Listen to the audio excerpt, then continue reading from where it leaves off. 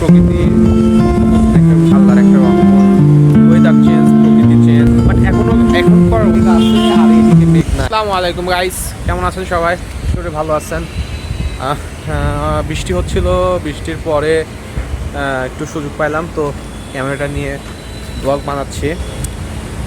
আজকে তাপমাত্রা অনেক বেশি, প্রায় 40 ডিগ্রি সেলসিয়াসের কাছে ছিল, তো প্রচণ্ড গরম পড়ছে সারাদিন।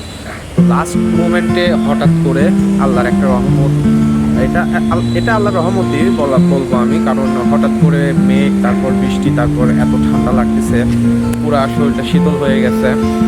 মানে মুহূর্তের মধ্যে চেঞ্জ, ওয়েদার চেঞ্জ, প্রকৃতি চেঞ্জ, ঠিক আছে, বাতাস ঠান্ডা, সব কিছু চেঞ্জ।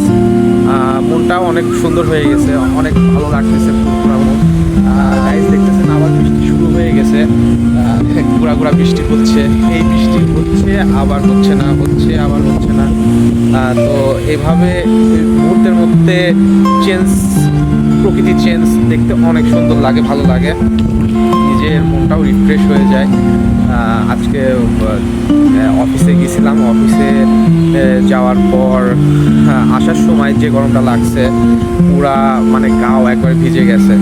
তো তারপরে খাওয়া দাওয়া করে গোসল করে দেন মানে একটু রেস্ট নিছি। রেস্ট নেওয়ার পরে দেখি কি চারদিকে মেঘ লেগে আসছে, দেন অঝরে বৃষ্টি পড়তেছে। তো তখন ক্যামেরায় ওইগুলো বন্দি করতে পারি নাই। তো এখন আর কি শেষ মুহূর্ত, বাট এখনকার ওয়েদারটাও জোস, অনেক সুন্দর। দেখতে পাচ্ছেন যে চারদিকে কি প্রকৃতিক পরিবেশ, বাতাস হচ্ছে, বৃষ্টি হচ্ছে, আকাশে মেঘ, একদিকে মেঘ আছে, ওইদিকে মেঘ আছে, আবার সরি এদিকে মেঘ আছে আর এইদিকে মেঘ নাই, আবার এইদিকে পুরাই খালি, কোনো মেঘ নাই, আর এদিকে একটু মেঘ হয়েছে, আবার বৃষ্টি হচ্ছে।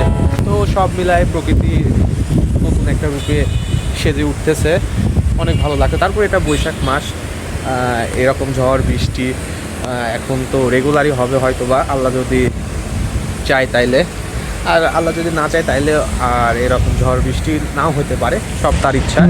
তো গাইজ ভালো থাকবেন, সুস্থ থাকবেন, আর আমাকে সাপোর্ট করতে থাকবেন, লাইক কমেন্ট সাবস্ক্রাইব করবেন। ধন্যবাদ সবাইকে।